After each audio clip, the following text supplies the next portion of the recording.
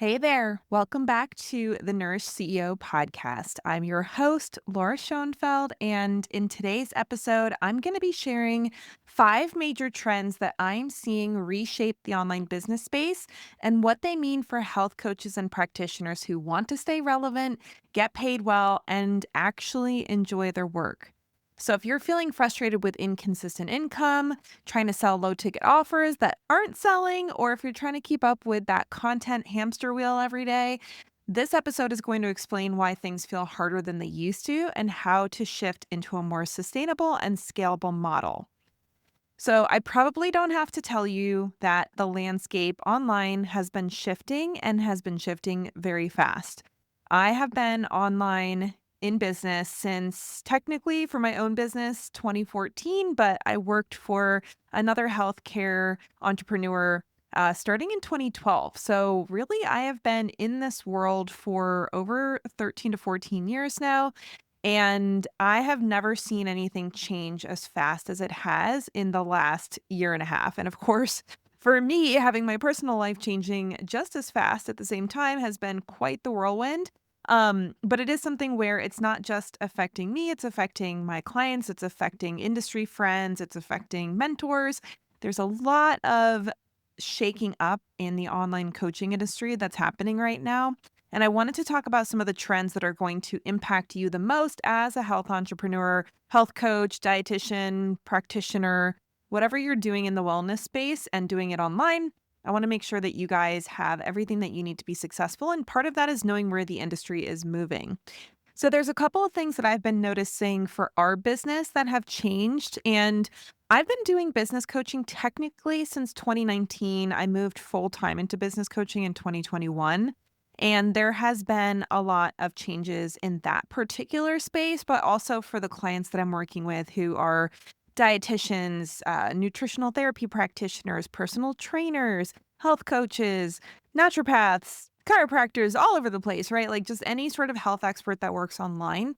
And I've been noticing that a lot of the stuff that used to work in 2020 through even up to like maybe 2023 is not really working anymore. It's burning people out. It's not getting the same kind of results that it used to get. And it's something that if you keep doing it the same way that you've been doing it before, if you've been running a business for a few years now, you're going to get exhausted. You're not going to be making as much money as you could make. You might even be seeing a decline in the amount of money that you make.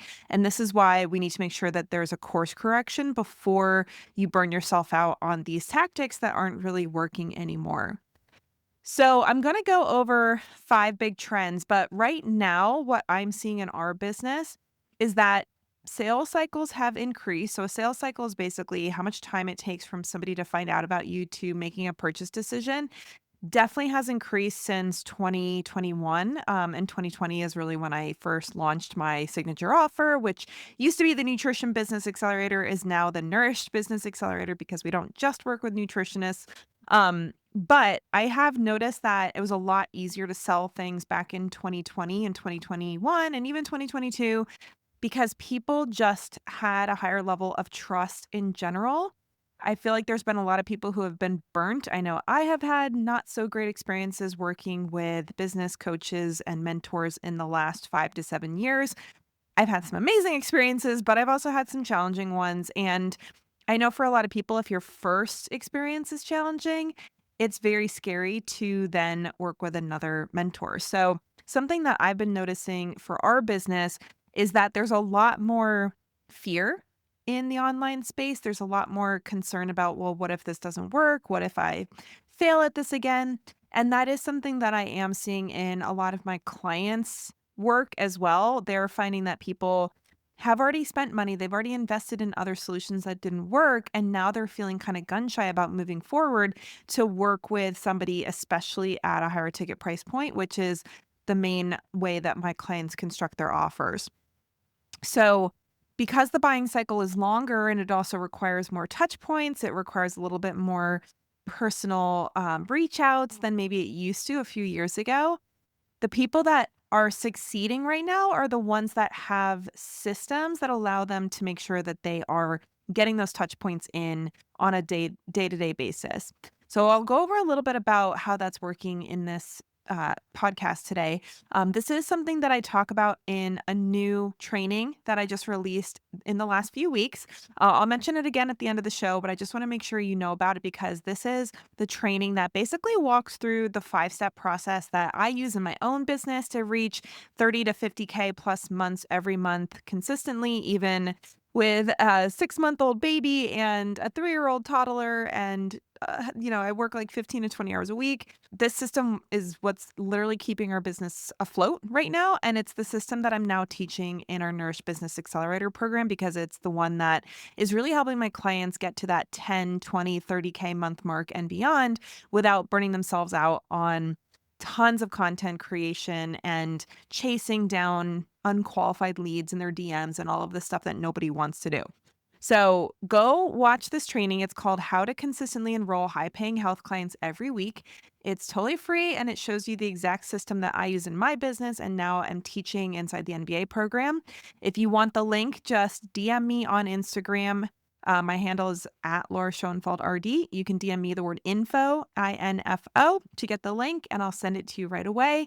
And like I said, this walks through the 5-step process that I use in my own business, as well as help my clients that are getting to that 6 and multi-six figure level as dietitians, health experts, personal trainers, people who do not sell money making opportunities.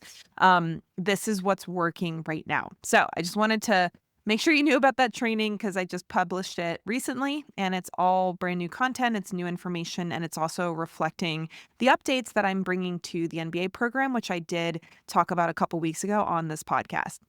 Okay, so let's get into the trends. I want to talk about 5 different trends that are changing the way that the online coaching industry is working.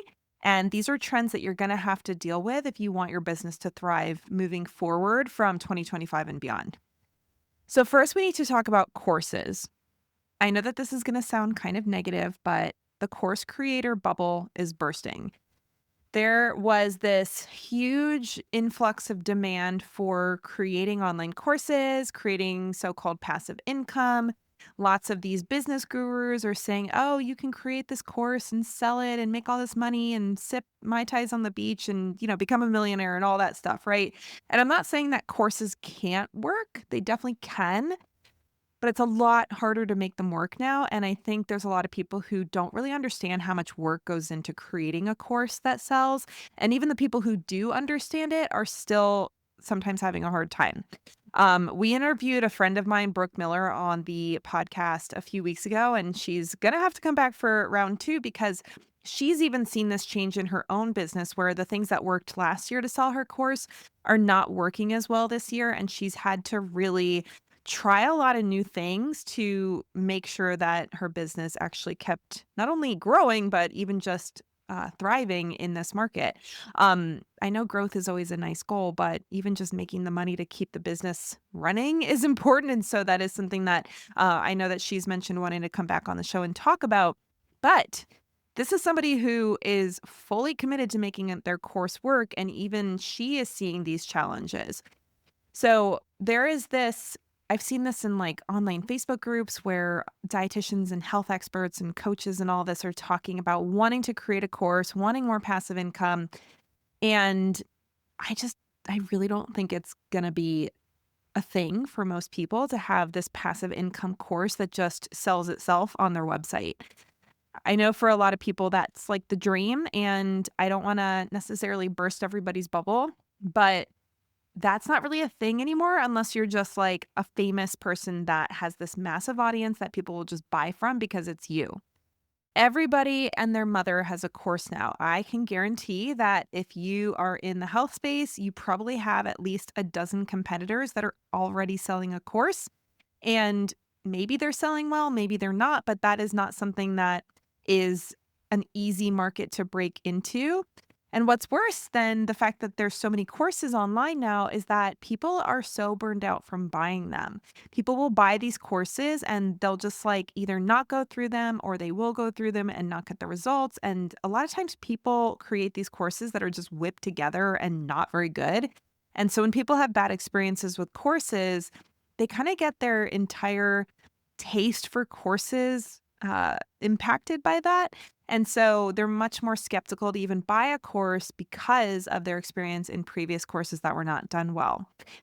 So, whether the course is done well or not, there's a lot of people that will buy them and not use them. I know for me personally, I'll buy courses all the time. There's a few that I have used because it was very important to me and it was kind of time sensitive, especially around like pregnancy and having babies and stuff like that. But it's really easy to let courses just sit on the shelf. And so just providing information, even before AI, was not necessarily the most helpful thing to offer when it came to serving clients.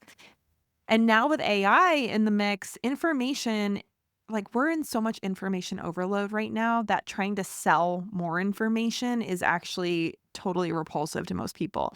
I know for me personally, especially being in that like super early postpartum phase and having mom brain and everything, I am so over information overload. I am like, I don't want to do more courses. I don't want to be like, I mean, I'll read books and I'll invest in coaching support and I'll invest in programs that are like have a live element, but if somebody's just going to ask me to read a bunch of content and just learn that from that kind of format, I am so burnt out from it personally, and I know there's a lot of people who are too, and maybe you are as well. And so if you're trying to create an offer that's just giving people more information, the likelihood is that either people are not gonna buy and you're not gonna actually get any clients, or you're gonna get clients that buy and they're not actually gonna get results, and that means your course is not gonna keep selling because 'cause you're not gonna have testimonials to promote it. People are not gonna refer their friends to it. You're not gonna enjoy the business as much if you're an ethical person because you probably want your clients to get results, right? And so these courses, yes, they can be done well. Yes, they can sell well, but it's getting harder and harder to do it. And so now what's really coming to the forefront as far as the industry trends are concerned is implementation support and making sure that the entire offer is centered around transformation. So rather than just thinking, oh, what's the information my clients need to get an outcome? We need to be thinking about what is the support? What is the implementation that they need to do? What is the tools? What are the tools that need to be brought into play? What is the accountability? What is the community? All the different pieces of the puzzle that people need to actually experience a transformation. Maybe they need customization. Maybe they need somebody that they can talk to. Maybe they need proximity to you. There's a lot of things that can be brought into an offer that don't necessarily have to just be one on one sessions, but anything that can help prioritize coaching and accountability over passive learning is going to not only help your clients get better results, but also help you sell your offer more effectively. So, anytime you're thinking about selling anything online, whether that's a one on one service, a hybrid offer, a group coaching program, or yes, a course, you need to ask yourself, what transformation are you actually facilitating within that offer? And if you're thinking about doing a course, is a course actually the best way to do that? Because for a lot of you, especially if you have a more complicated health issue or people tend to fall off the wagon as far as the implementation is concerned, a course may not actually be the thing that people want, and it may not be the thing that's actually going to help your clients get the best results. And they would potentially, and very likely, pay more for something that was going to be more likely to be successful for them. So I do think the course creator bubble is bursting. I'm not saying courses are going away, but anyone who's trying to convince you that you can just throw up this course onto your website and make sales is delusional at this point. There is so much work involved in order to make sales of a quote unquote passive course. And if you're going to go that route, just be aware of what you're agreeing to or committing to, because I really think that higher ticket one-on-one, hybrid programs, and even group programs are much more attractive to people and can help you grow your business faster and also help people get better results. So that's my perspective on that. I know not everyone is going to agree with me, but I really think we're going to see a decline in the number of people selling courses and an increase in the number of people selling higher touch, higher ticket type of offers. Okay, let's get into trend number 2. This is speaking about the AI thing. I'm gonna have to talk about AI a lot on this show because it is just so disruptive to our industry and it's just constantly changing at such a fast rate. So we kind of have to keep talking about it. But one of the things that a lot of people use AI for, and I do too, so I'm not saying that you can't do this, but there's a way to do it well and there's a way to do it that is not effective. And that is content creation. So, because content creation is easier than ever, your personal story, your embodiment of your overall message, and your commitment to thought leadership is going to be more important than ever if you want to stay relevant online. Anybody can use AI to write a lead magnet, build a slide deck, write a post on Instagram, write a script. I mean, honestly, at this point, you're getting to a place where you can use AI to actually read the script for you so you don't even have to talk. Like, there is so much stuff that AI can do now that it's just insane how much content can be produced in seconds or minutes where things used to take hours and days to produce. So, because of this, the bar has never been lower. And in some ways, that's nice. As somebody who has very young children and very little time to work, and like last night, I did not get a lot of sleep. So, having to put a lot of time into content creation the way I used to, I don't even know if I could do that at this point. So, I am very glad that AI exists, especially in this phase of my life. And I use it very strategically to make sure that I am not losing the soul of my work by outsourcing it entirely to AI. So we don't want to use AI to think for us as coaches, as experts, as people who are trying to sell something that is our own intellectual property. From a legal perspective, I don't even think you're allowed to copyright stuff that AI created. So just be mindful of that you don't own anything that AI creates. That said, AI is something that should be used to expand your own perspective, your lived experience, the way that you do things, the ideas that you have, the things that you disagree with, all the different things that make you you and make your expertise unique to you. Even the way you show up for clients, if that's different than what the way other people do it in your industry, that is the stuff that people are going to be interested in versus having this perfectly polished, very information heavy or very educational content that AI generated in 5 seconds, but has absolutely no bearing on you as a unique perspective, you as a unique practitioner, a unique expert, and someone who is worth listening to in the industry that you're in. So this means you have to share your story more. This is something I've been trying to do more. I tend to be a little bit on the not on my podcast. I feel like when I get on this mic, I will just like tell you guys whatever is going on and I'm like potentially oversharing sometimes.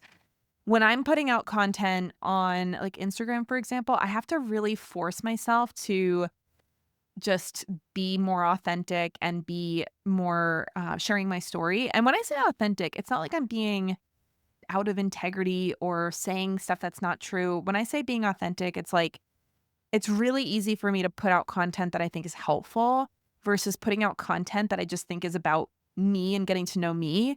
For better or worse, I don't really love being super just present on social media. I know there's a lot of people who will like catalog their entire day on stories and post about what they're doing and post about failures they're experiencing. And I'm honestly trying to get better at that because when I go into my default mode, I'm like, I might post a few pictures of my kids or something on stories, but I'm not really going that deep because I just don't think about it. So that is something that I have been committing to doing more because I know it's important for people to get to know me. Those of you who listen to the podcast, you get kind of the unfiltered version of me. This is where I like to be as raw and myself as I can, but that is something I'm trying to translate over into Instagram where it's not as natural for me. But sharing your story is something that I know can feel like a little unprofessional if you've been trained to really focus more on sharing information and educating and teaching and supporting and all of that and you're like, "Well, why does anybody care about what I have to say about myself?" But the fact is that people really do connect better with your stuff when you bring your own story into it. Now, I talked about embodiment of your message a few minutes ago. Embodiment of your message means that you're actually walking the walk.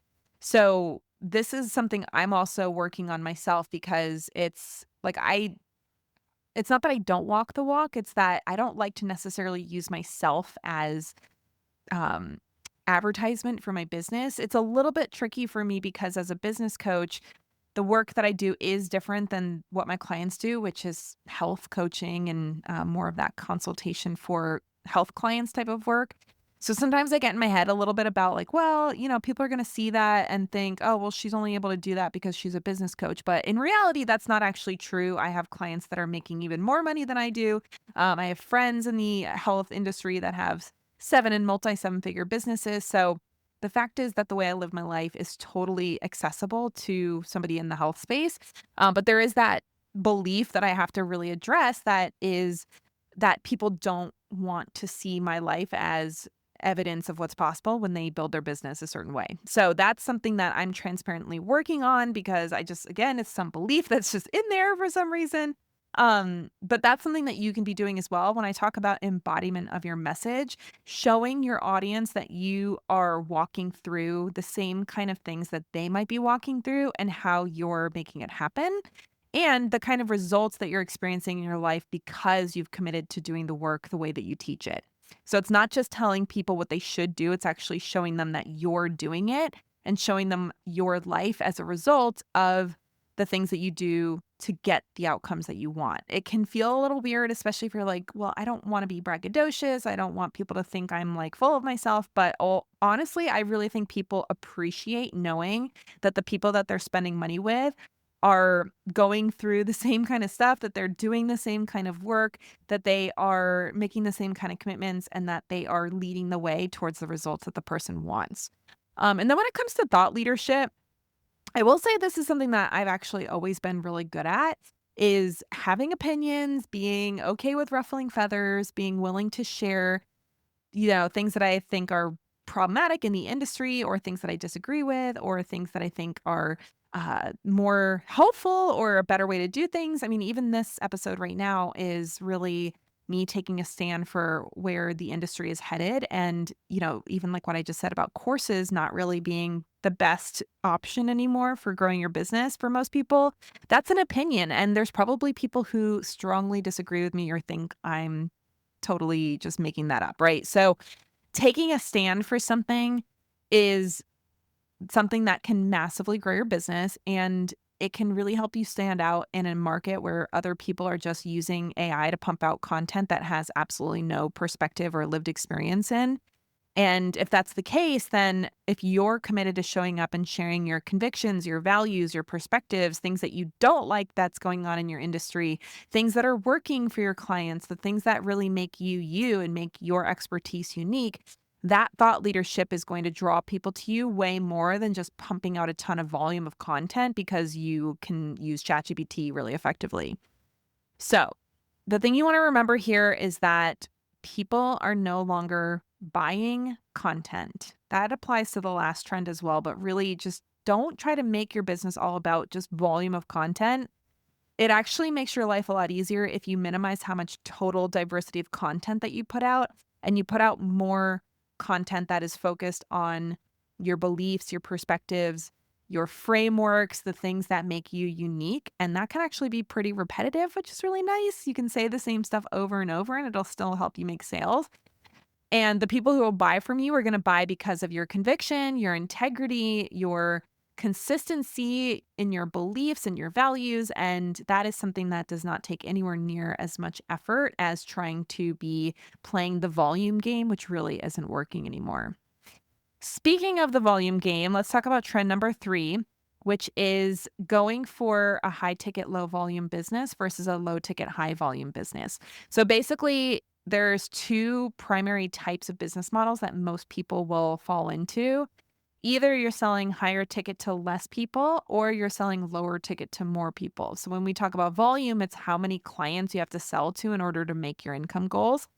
And it's getting harder and harder these days to make low ticket sales as the main bread and butter of your business. Most of the people that I know right now that are using low ticket offers are using them as an entry point to something high ticket. There's very few people that I know that are just crushing it with only low ticket offers right now. And I don't think that that's going to change in the sense that it's not going to get to a place where suddenly low ticket is way more profitable. I really think that for most people that don't want to have to put all of their time and energy into marketing and customer acquisition and spend a ton of money on ads and just be like 99% focus on lead generation. If that's not the kind of business that you want, then high ticket, low volume is going to be a much better fit for you. The reason why this is really important is because if you're doing organic audience acquisition, you probably know it's getting harder to reach new people. There's more competition, there's more noise, there's more distraction. People are exhausted by all that information that's just pounding them all the time, especially with all this AI stuff. And so you're not getting as much attention organically. And if you're doing ads like we do, we also run ads for a lot of our clients that are wanting to grow their business without just relying on the organic side of things, ad costs are going up. Now, obviously, you can do them more effectively and keep them from going up too high, but they're just generally higher than they were a few years ago. And so, getting new customers is getting more expensive. Whether you're a health expert, a business coach, any type of coach that you might be, things are increasing when it comes to the cost of acquisition. So that's something called CAC, if we want to use a businessy term. And so whether it's time or money, it is getting more expensive to get attention. So the business model that's going to win in this attention, uh, I guess, inflation type of economy is the one where every client you work with is worth more. And the anytime you can increase the prices on what you're selling, the less people you have to sell to in order to reach your income goals or even just meet your needs as a provider. When you serve fewer people at a higher level, I truly believe that everyone actually wins here. We already talked before about how people need more support, they need more accountability, they need more community, they need more of this higher touch experience to actually get the best possible results. And so when you can provide that in a higher touch, higher ticket model, your client is going to actually have a better experience. And then for you, you can actually serve people at a higher capacity without trashing your energy. And it also allows you to make more money without having to spend tens or even, 20 plus hours a week on getting people in front of your business to buy something low ticket. I personally feel that for most health experts, if you can get your offer above $2,000, that is a really nice sweet spot for a more transformational offer. And the cool thing is that $2,000 does not have to be one-on-one services.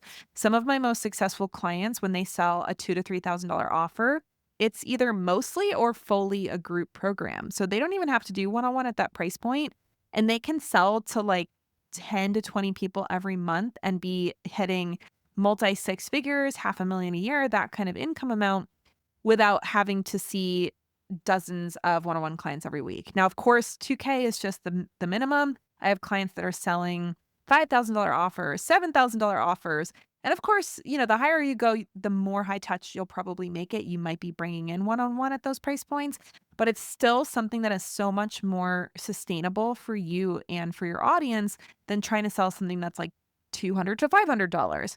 So again, I'm not saying that low ticket cannot work. What I'm saying is that in this industry, especially if you don't want to have to spend most of your time on client acquisition, learning ads, learning organic traffic strategies, just like being a content machine, then doing a higher ticket, lower volume business model is going to be a much better fit for you. And it's going to allow you serve your clients more deeply and have that cushion for you financially and time wise so that you actually experience the freedom that you built your business for. All right, trend number 4. This is kind of reinforcing what we've already talked about, but this is the idea that human connection and access to you actually becomes the most premium feature of the offers that you can sell. Again, because people are coursed out and they get into these programs, group programs, courses, like whatever people are selling, where they basically get like no access to the person who created the program. And when I say no access, I'm not just saying that everybody should get one-on-one access to the program creator, but essentially you get into these programs and the business owner is just like totally MIA and they just have other business or other coaches supporting their clients. I didn't even know this was a thing because I have never bought a program like that from anybody where the business owner just like was not involved whatsoever. But this seems like it's getting a lot more common, especially in the business coaching space. And I just think it's total BS that you would create an offer and have other people deliver it and you wouldn't even show up other than like maybe once a month to check in on people. So I know that if you're listening to this podcast, you're not the kind of person who would just totally bail on your client experience, but it is something that is happening a lot more than you would realize in online programs, online courses, online group programs, that kind of thing. And that is just an awful way to run a business, in my opinion. So, if you can provide an offer, whatever kind of offer, one on one, hybrid, group, anything where you can provide community, you can provide feedback that feels personalized to that individual who's asking for it, where people can feel truly supported and they feel like you actually care that they're there, that can actually be the most valuable part of the offer, even if you don't add more content, more curriculum, or, pack it full of all the information that you think would be valuable. That experience, that human connection is actually what's going to make your offer stand out and be more valuable than the other offers out there. People are willing to pay premium prices for accountability, for relationships, for feeling like they actually matter to the person that they're working with. And that is something that you can very much build into an offer at any level of access to you. You can bake authentic connection into your offer without burning yourself out. On one-on-one sessions, you do not have to have a one-on-one model or be like 24/7 available to people to create that human connection experience. So, in our MBA program, we're constantly looking at ways that we can make the human connection more a strong feature of our offer. We do things like facilitating accountability partners or accountability groups where we help people connect with other people in the program to meet on a regular basis to support each other going through it. We have everybody now that joins the NBA program is getting one on one sessions with my support coaches. So those support coaches do group calls, but then now they're also doing one on one calls to make sure that everybody is getting what they need and they'll relay that information back to me so that if there's any trends we're seeing or any challenges that people are facing, that I can actually come in and support our clients in a more effective way. We have progress trackers that one of my team members is setting up an automation where when somebody submits their progress, they get a custom report on what to focus on for the next week so that they can actually use that information to make better use of their time and focus more effectively on their business changes during the week. So that is based on what they submit in our weekly progress tracker that we have going out. I've actually doubled the amount of calls that I'm doing with my group. So I used to do a monthly strategy call with everybody, and now I'm doing 2 monthly strategy calls. So it is something where we're seeing this as a trend and we're looking for ways to increase human connection, increase touch points, increase access to me. Now, this does mean that the price of the program now has to go up to account for that, for the fact that we have coaches we're paying to do these one on one sessions, for the fact that I've doubled my amount of time that I'm spending in the group. I'm in there Monday through Friday checking our circle forum where people can be posting questions, and I'm in there coaching every day. So we're doing a lot to make sure that our clients literally never feel like they don't have support in what they're working on. And that doesn't mean that I'm doing dozens of one on one sessions every week or doing one on one with every single person that joins the program. But the nice thing is, the way that we've structured this program is that some of our most successful clients, like, they literally don't ever get one-on-one time with me, and some of them don't even show up for the group calls. And I know maybe that sounds weird to say, but we've built in so many different types of support into this program that the group calls and time with me is literally bonus on top of the stuff that actually works for helping people grow their business. So, like I said, we're looking for different ways that we can make the experience even more high touch without it requiring me to just be like, you know, bleeding myself dry in terms of my energy and my time. And it is something that we're also teaching our NBA students how they can do it too, so that they can have a more high touch offer without it creating burnout in their own life. Okay. Trend number 5 is the way that you're selling. And I am really into the evergreen sales model for health experts. And I want to tell you why, because I used to launch our NBA program and I probably will still bring back launches. I don't know when. It's a little nerve wracking to try to plan a launch with the particular phase of life that I'm in right now. I never know if my baby's going to sleep through the night. So it's a little scary to be like putting all my eggs in a single webinar or a live launch or something like that. But launches can be super stressful and it can put a ton of pressure on an individual sales event to float your business for a quarter or 6 months or even a full year. And people do not move towards launches the way that they used to. So when people would launch stuff a few years ago, it would feel very much like this FOMO where the person is like, oh my gosh, I got to get in now or I'm not going to get this thing. And even though that's true, what's happening now because of how saturated the market is that people will say, well, I missed that one. So I'll just find a different one that's open. Which kinda sucks, right? Like, you're like, "Well, I didn't create this, like, open close cart to send my people elsewhere. I created it to create some urgency so that people take action." And unfortunately, that doesn't work as well as it used to because people are just, like, exhausted by all of this, like, buy now type of language and all of these, like, deadlines and timers and all this stuff. And it just doesn't work as well as it used to. I'm not saying it can't work. It definitely can. If you have a strong enough brand and you've built a strong enough connection and you have the right type of offer, yes, you can absolutely be very successful with a launch or a promo. But I am so much more into the idea of selling all the time for two reasons. One is that for most health experts or most health conditions, people want help when they want it. So if you help people lose weight or if you help people heal their thyroid or overcome PCOS or get pregnant or um, get their energy or deal with high blood pressure, whatever you do, right? Like there's so many things that my clients help people with. When somebody's ready to get help, they're not going to want to wait 3 to 6 months to get help. They're going to want to buy something when they're ready, especially higher paying buyers. And they're not going to sit around waiting for your launch to go live. So that's why for most health experts, having something that's being sold year round is really, really important. I'm not saying you can't do launches, but you need to be selling something every week to make sure that you're available for the customers who are ready to buy when they need the help as soon as they need it. Now, the other reason why I like selling all the time in an evergreen model is because of how fast the industry is changing. It's really hard to know what's actually working leading up to a launch that you've been spending 3 to 6 months planning.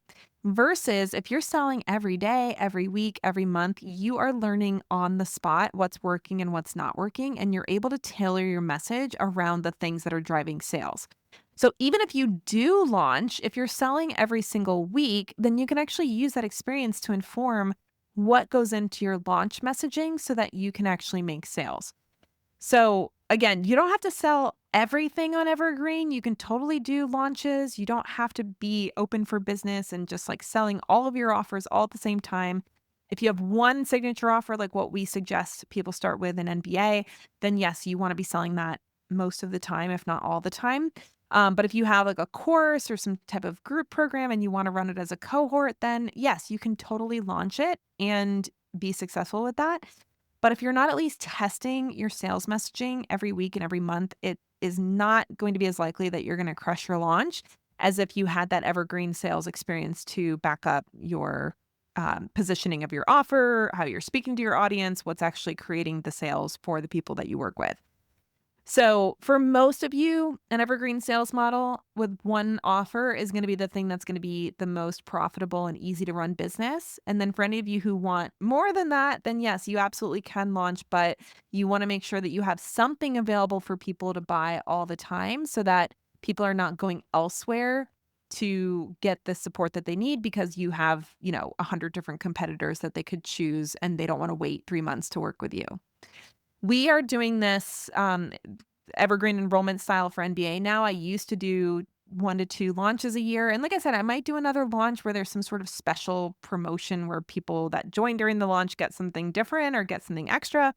I don't know when that's gonna happen, so don't bank on that, but we have an evergreen enrollment process that now works to bring at least like 5, 6, 7, sometimes 8 plus clients into the program every month. And I love that because it keeps our group fresh, it keeps the momentum up, but it doesn't like bombard us with this huge amount of momentum all at once the way that a cohort can.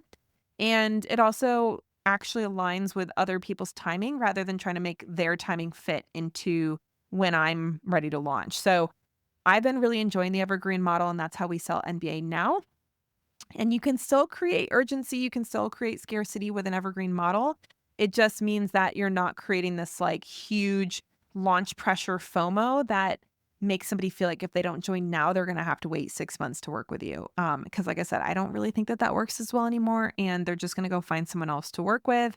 And you're not going to make as many sales as you could if you were doing evergreen enrollment strategies. Okay. So, just to recap those 5 trends that I went over. So, first we have the course creator bubble bursting, making sure that you're not just trying to sell some passive income, low ticket course off your website and not do all of the requisite sales and marketing activities that would be required to even sell that. And also consider, is a course the best way to facilitate a valuable transformation for your audience? Because it isn't always the case.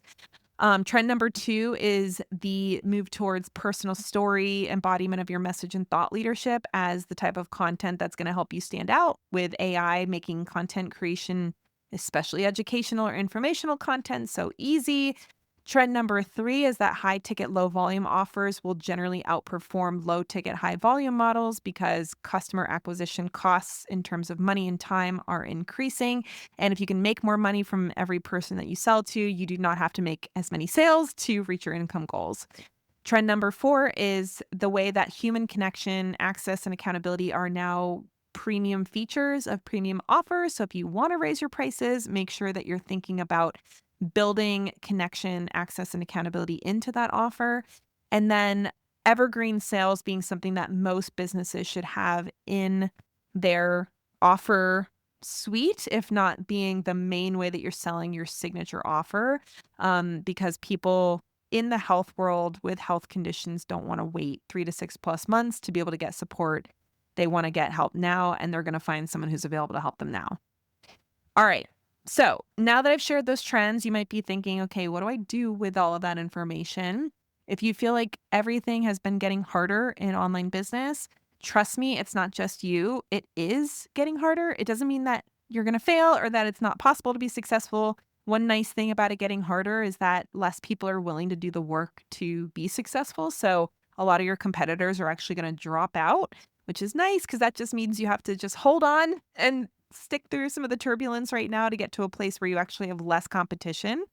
But that said, you can't just sit around and hope things get better or that they get back to the way they used to because they're not going to. And you have to adapt. You have to know how to make your business work in this new environment that we're in now and are continuing to move into.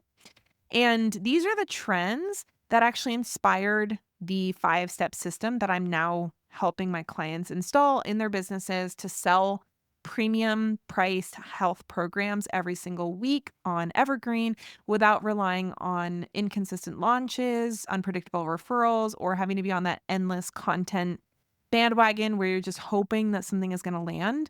You want to have a system that actually allows you to know, okay, where do I actually get clients from and how do I get people into that pipeline so that I can be getting clients every single week in a predictable way. So, if you want to build a business that's profitable, predictable, and actually aligned with the offline life you want to live and not just all about how much money you want to make, I am breaking all of this down in my new free mini course that I just recorded a few weeks ago that I mentioned before. This training is how to consistently enroll high paying health clients every week. It's free and it shows you the exact system that is keeping my business thriving during all of this craziness. And it's also the system that I now teach my clients inside of the Nourish Business Accelerator. So DM me the word info on Instagram at Laura Schoenfeld RD to get the link. And after you watch it, let me know which of the 5 steps you're going to be implementing first in your business to help make sure that your business can thrive in 2025 and beyond.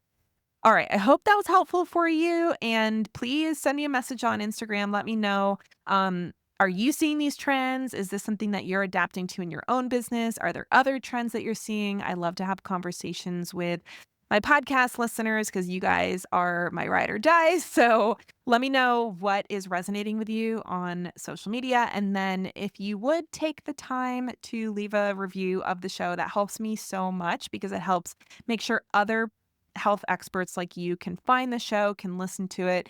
It helps me get better guests the more reviews we get. And I just want to bring the best possible content to you every week. So if you could take 30 seconds out of your day and go leave a review on iTunes or Apple Podcasts or wherever you listen to this, That would mean the world to me, and I really, really appreciate it.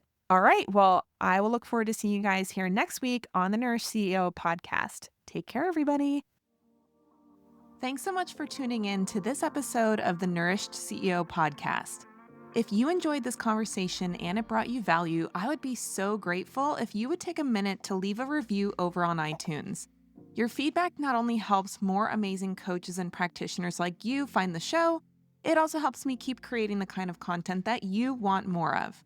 Just head over to Apple Podcasts, search for the Nourish CEO podcast, scroll down and tap that write a review button. It only takes a minute and it means the world to me. Thanks again for being here, and I'll catch you on the next episode.